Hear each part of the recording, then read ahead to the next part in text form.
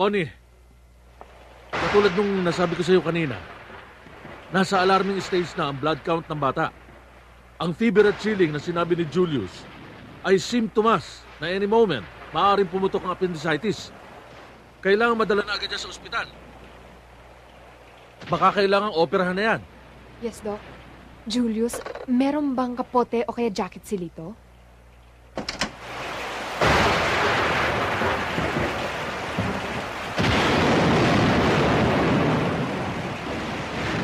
Pare, may bagyo ba? Wala. Huwag niyong pansinin yun. Ang mahalaga, umiinom tayo. Ayaw ba talaga uminom, Jaime? Huwag na muna. Alam mo, Jaime, kapag ganitong Teka. umuulan... Oh, sila ko dito ah. Ba't sumugot sa ulan? Hoy! Connie! Connie, bakit? Kailangan namin dalhin si Lito sa ospital. Nag-aalala si Dr. Policarpio sa kalagayan niya. Mataas na ang blood count.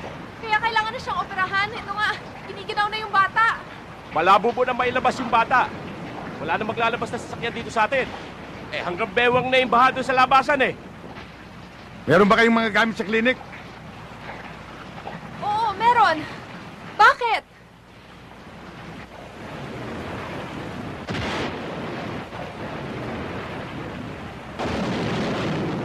Kaya, bigyan mo siya ng Demerol.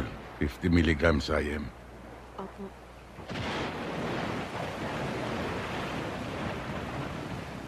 Si Jaime? Doktor? Pero, espesyalista sa... Yung bang sakit sa utak? Yung bang Neurosurgeon? Yun nga. Connie, will you assist me?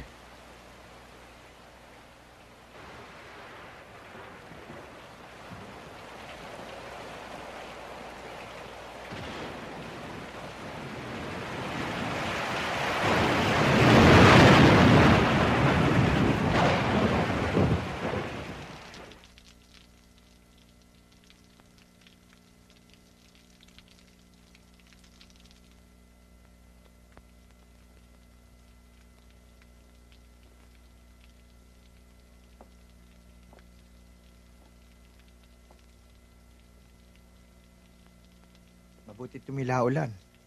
Ayun oh, kita na ang buwan.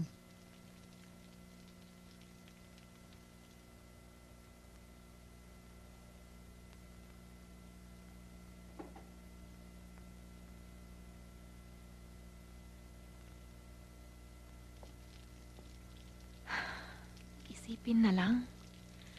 Naging katukatulong lang namin siya sa klinika. Bakit ho nagkaganon? Mahabang kwento ko, ni. Si Jaime may inoperang bata sa Cebu. Yun ay namatay. Sa kanya sinisisi yun. Yung bata ay malapit sa kanyang puso.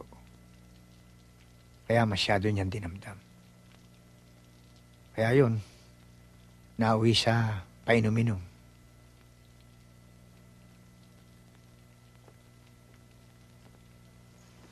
May pamilya ba si Jaime sa Cebu? Yung pa nga isa eh.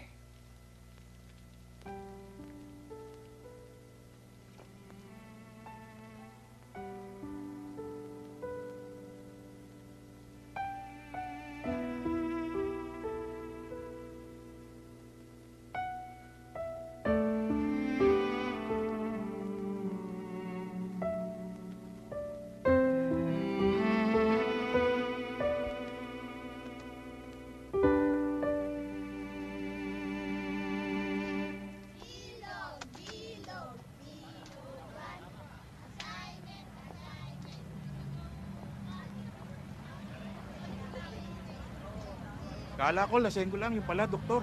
O hindi ba? Hindi lang yon. Major pa sa army. Boss, sandali lang ha. Sandali lang.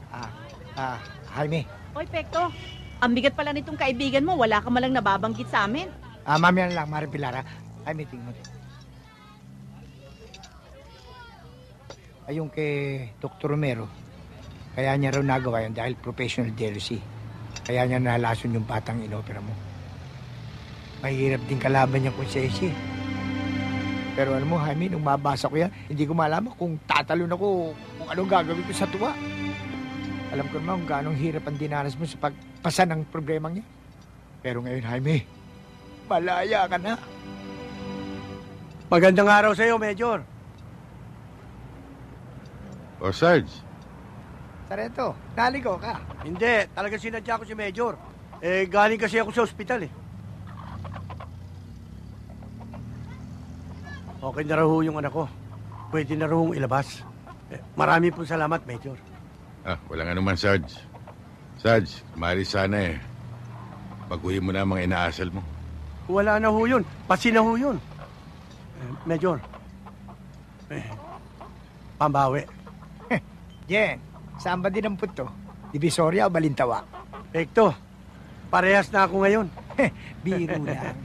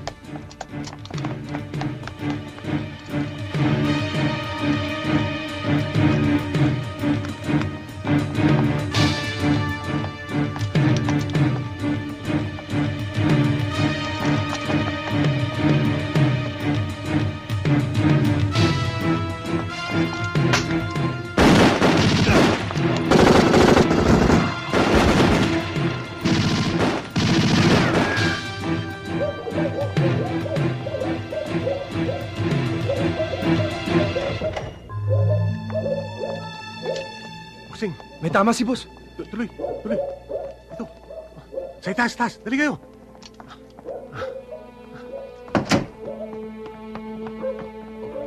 Doon ka sa kwarto.